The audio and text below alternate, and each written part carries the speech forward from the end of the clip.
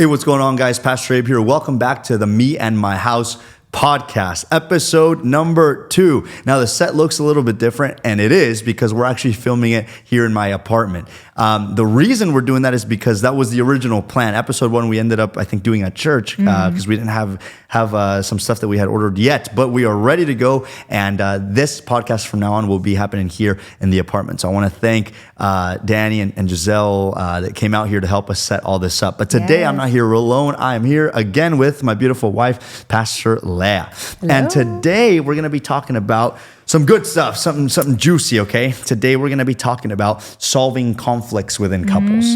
Because the reality is that whether you're Christian or you're not, there's always going to be issues, there's always going to be conflicts. Things will always come up. Yeah. I want to kick us off by reading Colossians 3:13, okay? Okay. It says this: "Bear with each other and forgive one another if any of you has a grievance against someone. Forgive as the Lord forgave you." That first part, though, bear with each other and forgive one another. To bear with each other means that, intuitively, that there are things that, annoy maybe the other person. Yeah. To bear with one another means that there's things that maybe, have affected the other person, that one doesn't like, that someone does something a certain way. So I think that to bear with one another doesn't just mean like, oh, just pretend that there's no problems. It's, I think, recognizing that there are issues. Yeah.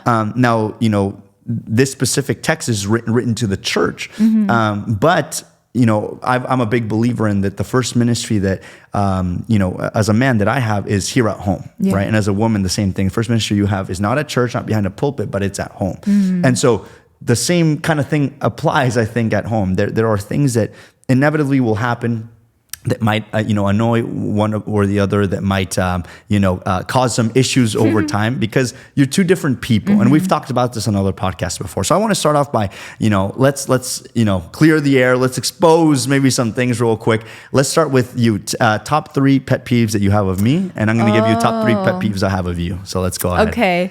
One thing that... Don't give too much testimony now. I don't know how you do it. Okay. But... you don't see like little messy details. Okay. When I get home and I see like a wrapper on the table, it like freaks me out. Yeah. Throughout the years, I've come to realize you genuinely don't see those things. In the beginning, I thought you just don't want to see it and you just want to make me upset. Sure. But you generally don't see those things. And I think also a little extra. I gotta give that to you too. I love having everything spot clean at all times. Sure. But yeah, that's one of my pet peeves. The other one, I'm laughing right now because I think that's something. Okay, when you sneeze, you sneeze like true. The whole city's gonna blow up. I can't stand when people do the little like, or I can't like me. that. If I'm gonna sneeze, I'm gonna let it all out. You sneeze though in a way that like it literally hurts my ears. Like when you sneeze, it is loud. I'm in pain after that. Yeah. So I've told you a couple of times already. Warn me before you sneeze, and you're like, no, I can't warn you. It's just coming. And I guess that's true. But yeah, that's the second one. Yeah. And you said 3? 3. Yeah. Oh, that's hard. It's good. If you had a laundry list, that might be bad. So that's good. Your hair's everywhere in the bathroom. That's true. But that's kind of fixed now that we have 2 bathrooms. Yes. We have 2 bathrms since we moved in our new apartment. Yeah, correct. Yeah. So now we have 2 bathrooms to deal in with this that place anymore. But look, we have a guest. Oh, hi, cutie. we're in our apartment, so our dogs might come in and out. This is Honey. Honey, say hi, Mama. Say hi over there. She's shy. Okay, yeah, no, for sure. The thing is about me is that I cut my hair. A lot of people don't know this, or maybe some people do, but I cut my hair every day. Like the top of my hair, I cut it almost every single day. And so for sure, like, when we shared one bathroom, yeah, definitely. There's like little hair, especially because I'm like the hair I'm cutting is like, it's like small, right? So I'm cutting a little bit. Everywhere. So it gets everywhere for sure. Okay. For me, there's actually nothing, because I love you and I'm not like that. I'm not like you. I'm just kidding. No. There's definitely, I got some things. Three pet peeves. I think number 1 is when you leave windows open in our apartment. Thing, though. I know. So yeah, the thing, right, is that for me, if I sleep with the window open, the next morning, my nose all the way in my throat, everything is all dried up. And it's really annoying, especially, if I'm going to work and meeting clients, or if it's Sunday, the next morning I'm at church and I'm preaching, and it hurts. Like I wake up in pain the next morning, but you love to leave it open. I think it's a German thing. We have a word for it. It's called Stoßlüften. Okay. All the Germans will get me. We always Stoßlüft. Yeah, for sure. So I don't know what that means, but I'm gonna pretend like I do. What does it mean actually? In Germany, every morning literally, but especially when it's cold outside, you want to open all the windows at the same time so that air comes in super, super quick. But then you only have to leave the windows open for a small period of time because everything is like air through right away. The problem is that you don't do that. You leave it on. You would leave it open all day and all night. That's the difference. Yes, exactly. So anyway, I think that's number one for me. Number two, can I be honest with you? Sure. What's coming now? Number two is that you take food and drinks into the car when we're driving. Oh my God. I always have my snacks ready. Let me tell you guys a quick testimony, okay? When we started dating. Oh, that one. we went on a road trip, and I'll never forget that we were in my car. It was in the Corvette. And you bring out like a little, box that you had packed of food. And in there was a hard-boiled egg, okay? This girl takes that hard-boiled egg and on like the side of my door, inside the car, like cracks it open and starts peeling it. I'm like, what are you doing? So from there until today. You will never let me forget that one. Yeah, from there until today, every time we go somewhere, you bring food, you bring drinks. And the reason it's a pet peeve of mine is because there's been quite a few times where there's spills and messes that have happened in the car. And so for me, I think that's the second one. The third one, I'm not gonna lie to you, you're right. It is kind of hard because we don't really have, it's not that many. I don't know, actually. I would almost assume you'd say how I walk at home with my slippers. Like I was... No, that doesn't annoy me. That doesn't annoy me. No, maybe I haven't noticed it, but now I notice it. No, to be honest, I don't think I have another. I think those are my top two. Yeah, anything else might be doing like good, I guess. Yeah, anything else might be so something I like can really mess up small. one more thing, and I'm. Yeah, you could probably mess up one more thing. No, those are small things, right? Yes. But in our relationship, there have been times where we got in arguments over the years, right? To be honest, and again, this is all about honesty. In this time, in this season of our life, there's like very few arguments that we get into. I think we kind of figured each other out. We kind of know how we work. And that's what I want to talk about today. Like, how do we get there? But it wasn't that way at the beginning. I think right at the beginning, we had a lot of arguments. Now, we've both counseled couples that say, I don't know if this is the right person because we're fighting all the time. And the first thing I ask is, I'm like, okay, well, how long have you been dating, right? And if they tell me 1 to 2 years, I'm kind of just like, you just gotta get through. Yeah, that's just kind of normal, Obviously, let me preface that by saying it should never get to a point where there's any sort of abuse or anything like that, of course. But just arguments. I think, to be honest, I'm not a psychologist or anything, but from my experience, it's healthy in a certain way to get those out. Mama, come here. It's healthy to get that out because otherwise you won't really know the person, until that happens, right? Like there's a saying that you only know someone's representative for the first year that you date them. You don't actually know them. You know the representative because they're giving you the best version of themselves. Yeah. But one thing that's important is to find those things that kind of maybe upset one another and address them, right? Yeah. So just thinking back to the beginning of our relationship, some of the things that maybe we argued about were, number one, once we decided to get married and we got married, so in that time particularly, I recognized that you left everything to be here. 100%, right? Yeah. And you left your family, you left your friends, you left your school in Germany, everything in Germany to come to the US and live with me and get married to me and start a life with me. So I definitely recognize that. But there was definitely, I think, for me, a challenge, and for you as well, And that was kind of letting go of like, okay, I live there, now I live here, right? And by that, I mean, I don't know if you remember, but there was times where you would be on FaceTime, right? Every day, right? Back home, with your parents. And not that that's bad, but it got to the point where it almost felt like, to me, like, man, maybe she rather be there than here. Yeah. Like that's how I felt. But I want to get your perspective on that. Let's start there. Why did you feel that way? Like how, what was going on? It's interesting that you say that. We've talked about that before, but at that time, it didn't seem like that to me. Like I didn't notice why I spent so much time just still in the past. Yeah. And I think that's how I assume a lot of women feel that are in that position, that are very, very close, or also men, very close to their parents. Later on, it's just like, it's normal. I've always been that way. Yeah. And I also saw it more as we see your parents almost every day. That's true. But it's almost out of necessity because they are in church, they were our pastors, right? So whenever we saw your parents, it was almost like related to some kind of work or some kind of task. Errand, very rarely would we like go and hang out or something. It was because we were doing ministry or but something. We still saw them every day. So I was like, it wasn't every day. It was probably every week for sure. But not every day. But every week. So I think that's why it wasn't that obvious to me, and why it also took me a little bit to understand.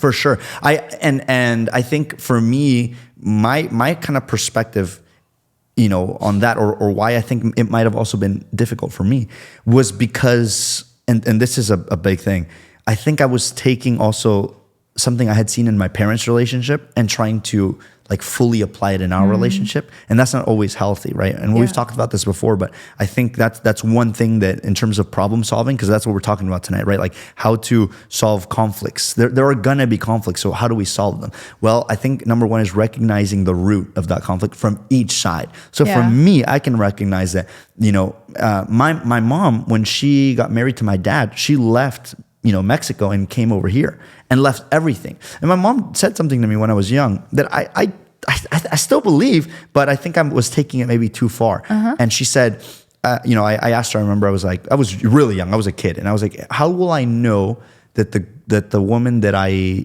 choose is the one and that she will like really love me? Like, how will I know that? I don't know why I was asking that as a kid, but those are the kind of questions I was asking. And I remember she told me, she said, a good woman, she said, will be willing to leave everything to be with you, right?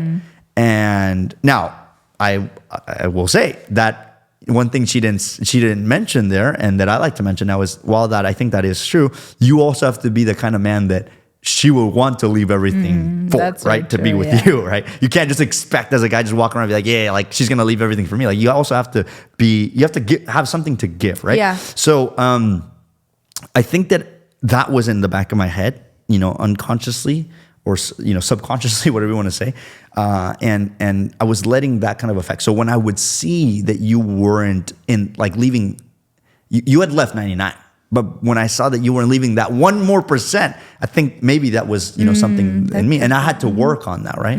And then I think for you, how did you see it? Did you think that maybe before we talked, right, when I would tell you like, hey, why are you okay? Like, are you happy? Like, did you feel like I was trying to get you to like, not be with your family for a time? Did you ever think that, or? I was upset in the beginning. Yeah. Because I assumed it doesn't really take away time from us. It doesn't really take anything away from our relationship. Yeah. And yeah, I don't think I've seen it in a way as if you're jealous. I didn't think that at all. No, for More sure. as of wanting to see or thinking that you think that I didn't grow up fully yet. I'm not fully grown up Sure, yet. Sure. And we were really young when we got married, right? That is true. I was 21, you were 19. Yeah. Right? And that also does come with, getting married young. Like you have to grow up quick, right? So I agree 100% that, that I think that was the kind of conflict from both of our ends. But here's how we solved it, right?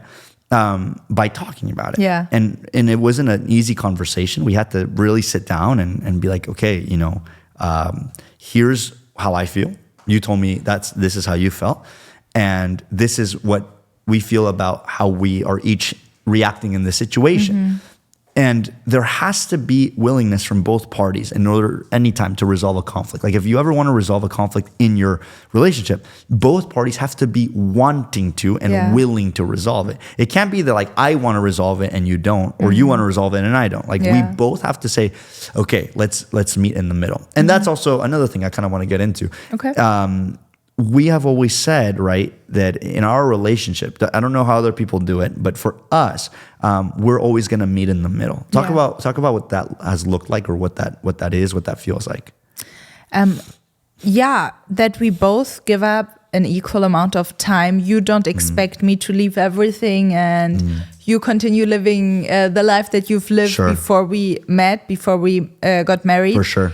But that, on the other hand, like for example, little things like at home in our first apartment, when we still shared a bathroom, we didn't do everything my way, that you were like so completely clean everywhere. But we also didn't do everything your way, so we don't never open windows anymore. You know, it starts with those little things, but it goes on to bigger things. Sure. Like, for example, when we do travel planning, right? Okay, we go somewhere maybe that you like, but then when we are there, you ask me, hey, is there a restaurant you want to see? You know, like things like that. Talk about, share really quickly what we do when the difference between when we're in Germany versus when we go somewhere else on vacation. Talk about that. Germany is awesome. When we go to Germany, we don't sleep. Like from 8 a.m. to 10 p.m., we just do things. But what's the deal that we have said? Well, when we go visit my family, we do whatever I want. Yes. When we go anywhere else, we do whatever you want. For sure. Because and the reason we have come to that agreement is because when I go on vacation, all I want to do is sleep, eat, work out, and that's it. And do that over and over and over for the 5 days, 7 days, whatever, however long we're there. I don't want to sightsee. I don't want to take pictures. I don't want to go hiking. I don't want to do any of that. I just want to sleep, eat, work out. That's all I want to do. And you also like to do some of those things, but you like to still wake up, relatively early. You like to go out. You want to sightsee. You want to spend time with people, right? I don't want to do that. Yeah. So, but we said, we're gonna come to a middle, right? And so our middle ground has been, okay, whenever we go to Germany, right, we're going to do 100. If you want to go hiking every day, 3 times a day, that's what we'll do. We'll go hiking every day, 3 times a day. But when we go somewhere else, we're just going to sleep all day, right? Yeah. And that's something, a small example, but that's an example of what has worked out for us. Like you have to, in order to resolve conflicts, you have to be willing to, give up a portion from each of your sides. So we have said in our relationship, it'll never be what I want, and it'll never be what you want. It'll be what we both come to the middle on. Both of us want, or neither of us want. Yeah, exactly, 100%. And I think that's the best way to handle it, because in the Bible it says that a man will leave his father and mother, and they will become one, right? And so to become one is a really tricky thing, right? It's not something easy, because you've grown up a whole way yourself. Your couple's grown up another way, herself or himself, and now you have to become one person. That's not easy whatsoever, right? Yeah. And with that, that's where conflicts come from. So I guess I want to drive that point home, that conflicts are normal. Yeah. To a degree, right? Like it shouldn't be that every time you see each other you're fighting, right? Yeah. But to a degree, like there are going to be some conflicts. There are going to be some arguments. That's okay. How you handle that is what matters, right? So the first thing is that to make sure that we give up each equal amounts. The second thing is honing in on that word that the Bible says, bear with one another. So that means that there will be things that you might not like 100% about one person, and that person, your partner, might not like 100% of things about you. And that's okay, right? Because no one's perfect, right? We've counseled people that have said, I just, everything's great about this person. It's just the only thing is that their hair looks like this, right? Or the only thing is that when they eat with their mouth open, or and they're almost willing to give up a relationship because of small things like that, right? What is your advice? Talk to the ladies. What is your advice about things that maybe a girl might look, or a woman might look at a man and say, I don't like these specific things, and I don't know if he's the right one for me. Are you supposed to like everything? What's the minimum? Give me your perspective on that. Yeah, it's interesting. So when you have your person and you spend time with them Yeah. and you realize, okay, there are those little pet peeves, right? Yeah. That you notice. Of course, in the beginning, it's kind of annoying. And I think maybe even only children have it a little harder because they never had to like deal with the sibling kind of like differences that are there already. Sure. But just understanding, okay, I'm not perfect either. And if I'm not perfect, I cannot expect my partner to be Yes, perfect. for sure. And then also understanding that, okay, maybe those things do really upset me. But is it really worth it to almost throw away the relationship?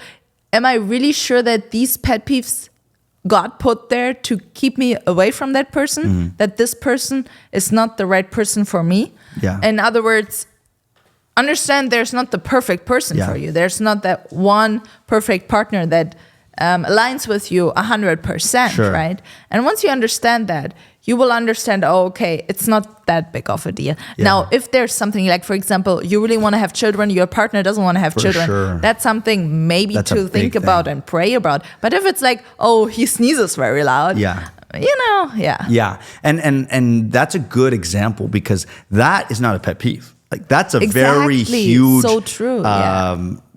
relationship slash I don't know, lifestyle difference. Yeah. Right. And that like another one would be, for example, if like you're a Christian and you're in ministry and your partner, you're the person you're dating right now, maybe isn't Christian, right? But also has told you, I don't want anything with God.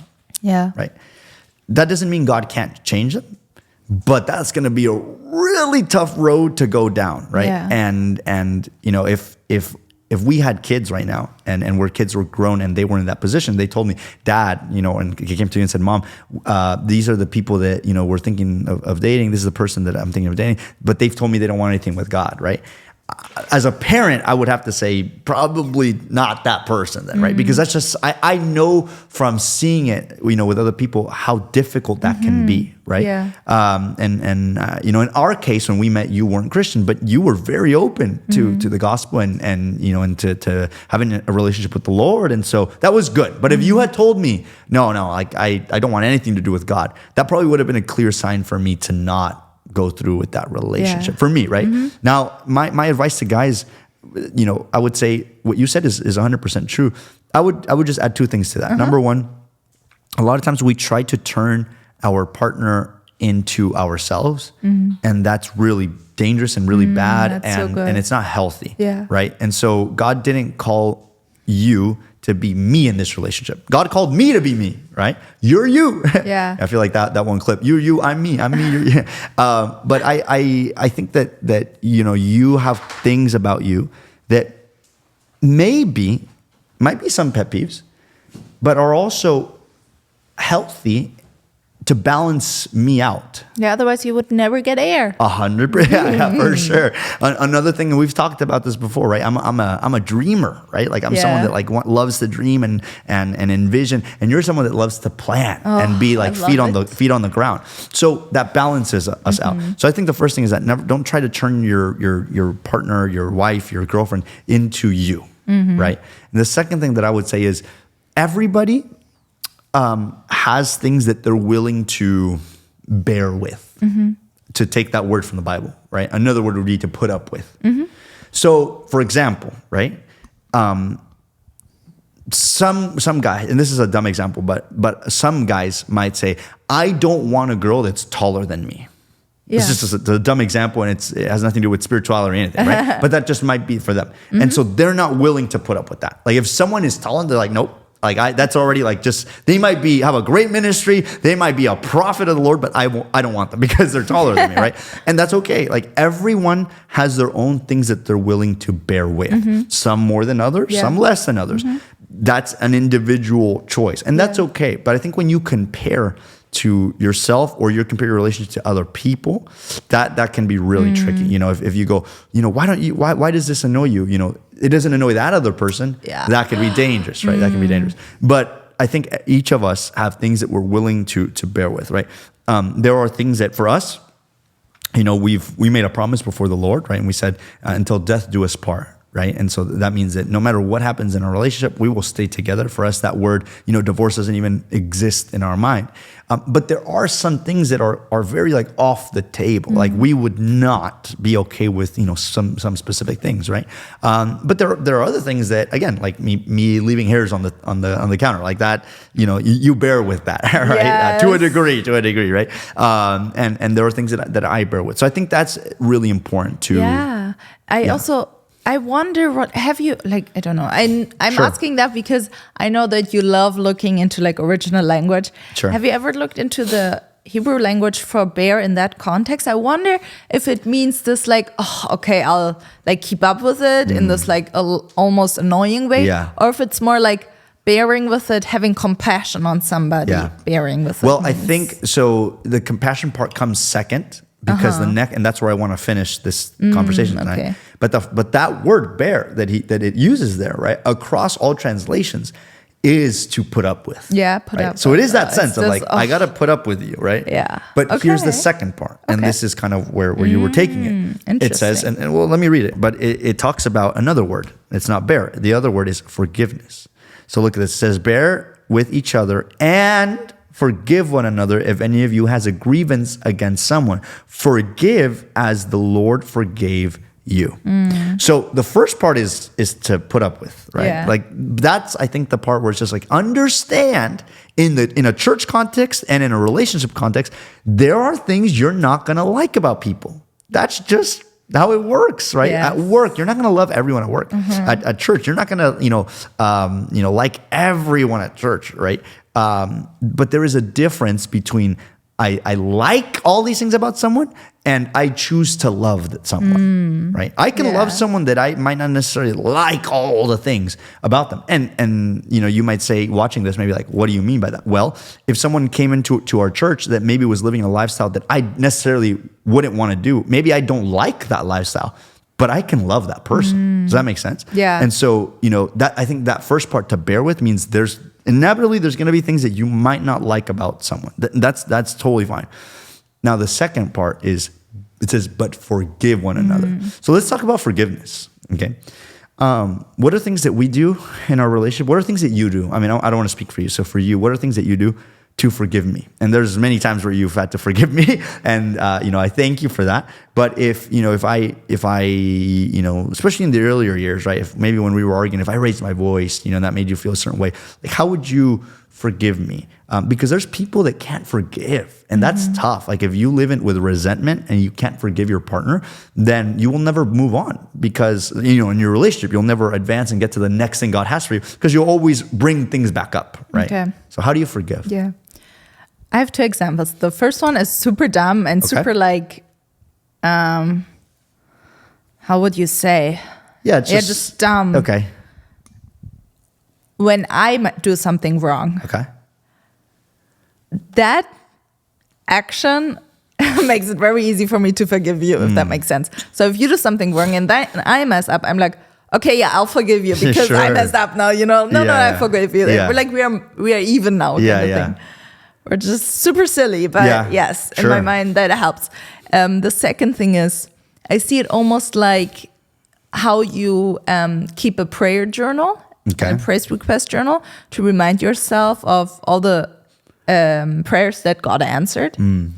If you think about or like remember all the things that, not that you forgave about that person, but that person did right. Like the way that person surprised you that one day. Sure. That person saw this little detail in you when you were sad. All those things.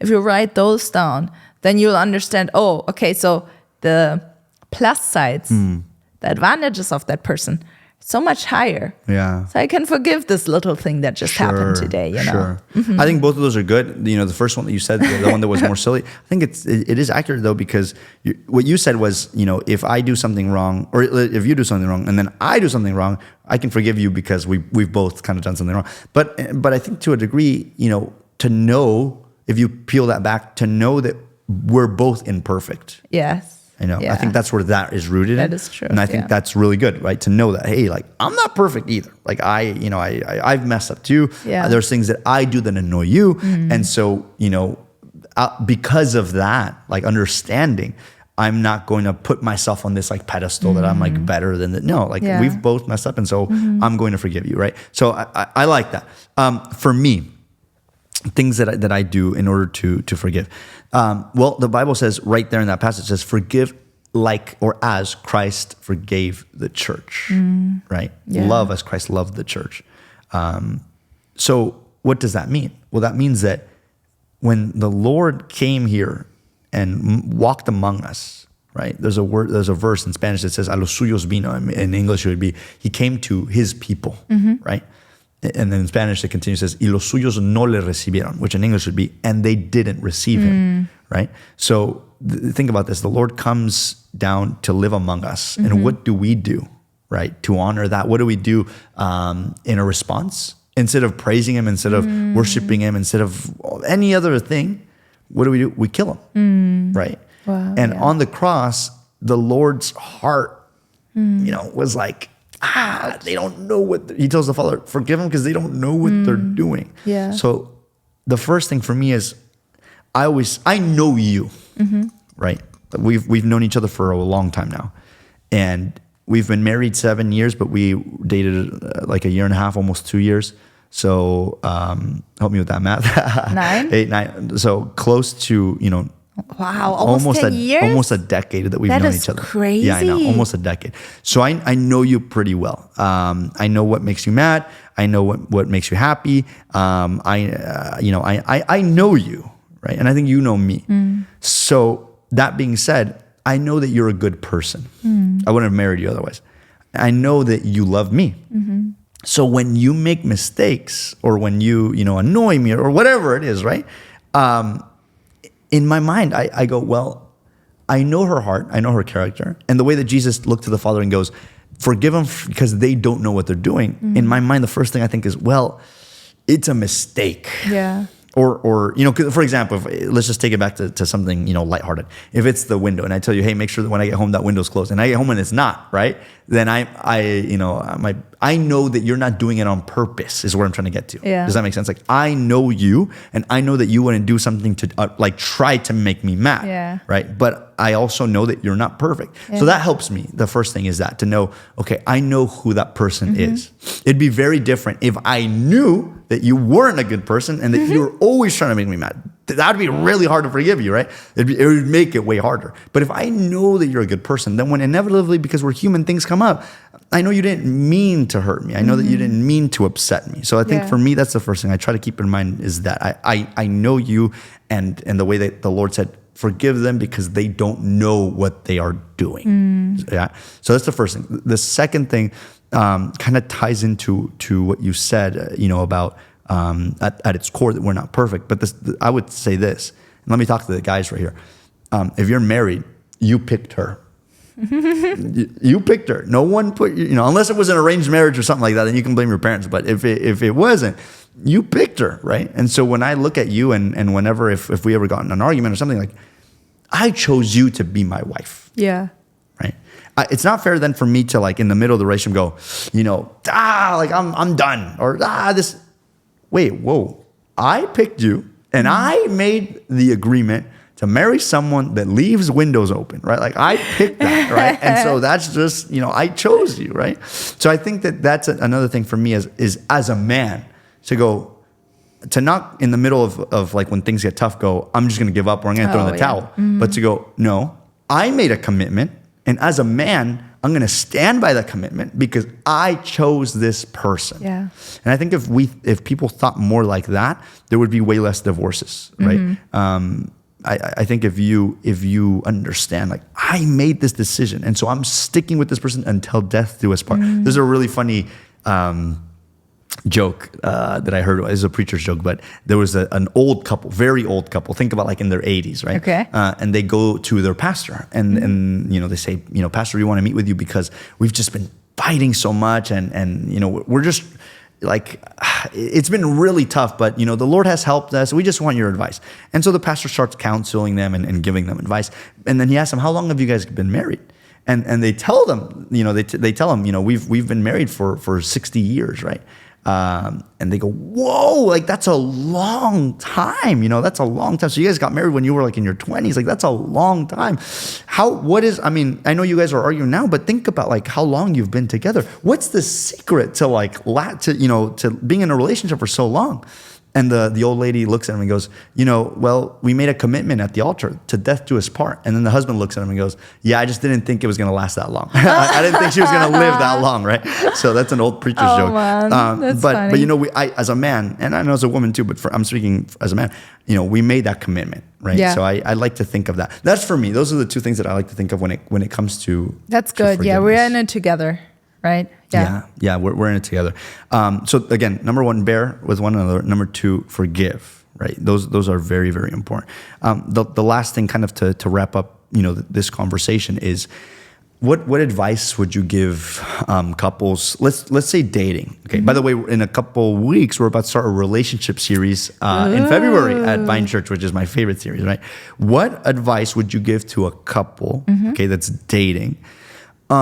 To look out for things that might be like, I guess today's kids call them red flags, right? But that might be like big warning signs of things that like might make your marriage really, really tough. Because when you're dating, you're not like you haven't signed a contract. You aren't doing a promise in front of the Lord. Like dating is a time, and I think it's a beautiful season to get to know yourself and to get to know that whoever it is that you're dating.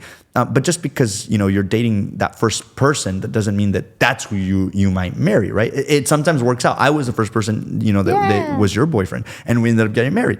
But it's not always that way, right? So what are things that maybe you would, now that you are a pastor, now that you've had a walk with the Lord, that you would tell ladies like, hey, look out for these things, and then I'll share some too, because I think if you can see those before marriage, it's way better than if like you're just blinded by like, oh my God, he looks so good or she looks so good, and then you get married like, oh my God, like I didn't, So what are the things that maybe you should look out for? I find it very interesting how people say, well, you should start dating when you're in high school or college. Yeah. I think it depends on, just start dating whenever you're ready to get married. So that's the first thing. That's true. Look out for that in yourself. Yeah. If you aren't ready to get married, why even dating? I think that's a waste of time. The second thing is, oh, look at Kona. She's super cute right now in the corner. The second thing is, in the other person, in your partner. I think that's something maybe that I just as a person need for myself, as my character, but also in general as being the wife in a relationship. Look in your husband for somebody who can be a leader, like who can be in a leadership position. He doesn't have to be like a leader at work or at church or anywhere else, but at home, he needs to be the leader. For sure. Otherwise, the relationship is not going to work out. Otherwise, you won't feel the protection that you need as a wife, as a partner, as a female in that relationship. Look for the provider in him. And also look for how he looks at God, how he studies the word, how he does his life. Is he disciplined? Is he like, does he not care about anything? Those little things. Is he ready for marriage? Is he ready to step into the next season, having kids, Is he established financially? All those little details that maybe sound a little bit too grown up for somebody who's just dating and is in college right now. But again, why else would you be dating? That's my thought. That's really good. I have similar ones. I would say the first thing would be, what is their relationship with the Lord? They don't have to be like a preacher or a prophet or a minister or anything. They don't have to be anything. But just, do they love God? Yeah. And are they trying to be more like Jesus? That's right. And if they're not, look, I'll be very honest with you. It might be fun when you're dating, but once you get married, that's gonna really be tough, right? Yeah. And so, I think to know that, because we're talking about like, and I love what you said, don't date until you're ready to get married. You're right, because it just, there's too many things that can go wrong. But I think that once you're ready to be married, you're like, okay, I could get married, right? I think at that moment it's healthy now to start dating, because now when you start dating, you're starting to date for a serious reason and not for just like for fun or like because you're lonely. Like no, because like this is where I want to go in life, right? There's like a plan for this, right? So I think that I think that's important. But I would say kind of two. One, a practical, and then another one, a more spiritual thing. But that first one would be, what's the relationship with God? This practical one would be, do they have things about them or characteristics that complement you? Not necessarily that you like, okay? But do they complement you, and will they help to make you guys a better couple and better parents? That's good. Right? Again, not to sound like, like a broken record, but I'm someone that loves to have dreams and visions and like plan for like, in 10 years from now, we're gonna do this and we're gonna start this company. I love doing that, right? But if I had married someone that was also like that, right, that maybe didn't have a good financial understanding, or maybe didn't have their feet more on the ground than in the clouds, then maybe we'd be dreaming forever, but maybe we wouldn't get anything done, right? But because you are different than me in that, you're someone that's like, no, my feet are more so on the ground. And in terms of finances, well, you're an accountant, right? So you understand like, finances, you understand numbers, like that's something that is different from me. I'm an engineer. I like to create. I like to invent. That's what I like to do, right? So I think you have to look at, are they someone that will balance me out and will complement me, right? And make us better. On that, one more thing I would say on that is, as a guy, look at her and go, will she make a good mom? Yeah. Because again, I've said this before, I'll say it again. I believe this. This isn't a biblical thing, okay? This is my opinion. Warning, Pastor Abe's opinion, not biblical at all. I really do believe that especially when it comes to dating, there are women, there are girls that are great friends. There are girls or women that are great girlfriends, and there are girls and women that would make great wives. Sometimes they can be all three. I think you do a great job of that. But they won't always. And so you have to be careful, right? Because someone might make a great girlfriend. Yeah. Great girlfriend. But she might not be ready to be a mom, right? And she might not even want to get ready and want to be a mom. And so while she was a great girlfriend, once that you have kids, the whole picture changes, right? There's also girls that would make good friends, but they would probably not be great girlfriends, right? There's someone that you could talk to a lot, and sometimes guys just go with, oh my God, I could talk to her, like, yeah. But then once you're actually dating, just like she's talking to you, she's also talking to all these other girls, yeah, like, So there are, I think, again, this is just my opinion, all right? But I do want to share that because this is a podcast, and we're being real and honest. So for me, my advice would also be that: does she make a good mom? That's good. And a good wife, because a girlfriend and a wife, completely different things, right? Does she make a good wife, and does she make a good mom? And the last thing I would say is, again, a little more on the spiritual side, right? But not just how her relationship is with God.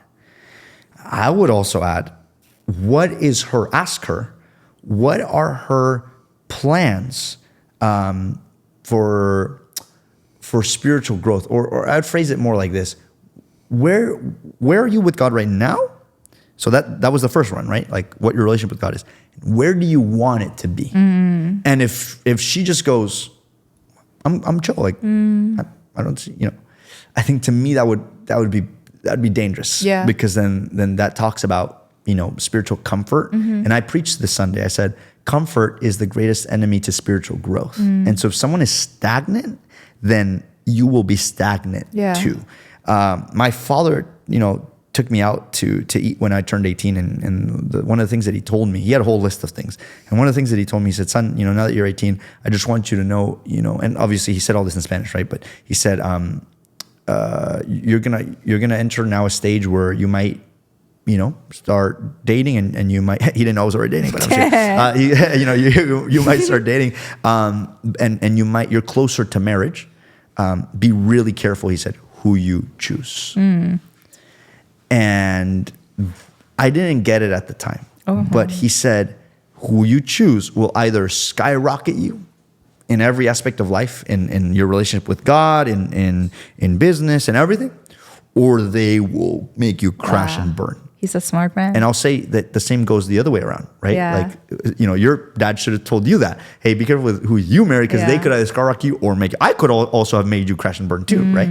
I think we're on this trajectory and not on this one. I think we are going up. But, and I think that that is true. And so I would recommend that. Where do they want their relationship with God to be? Yeah. I think that's a really important question. So I think for me, those are the most important things. Those would help. A lot of times we do,